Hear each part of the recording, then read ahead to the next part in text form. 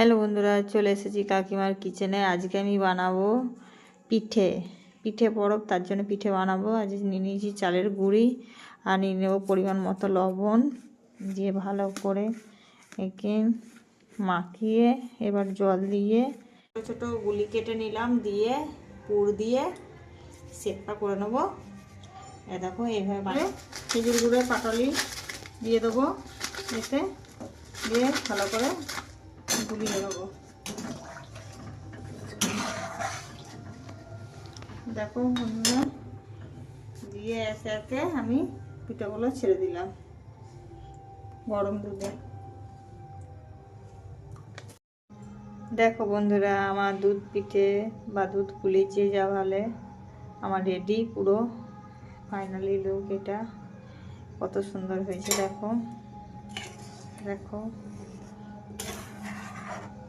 দারুণ সুন্দর হয়েছে।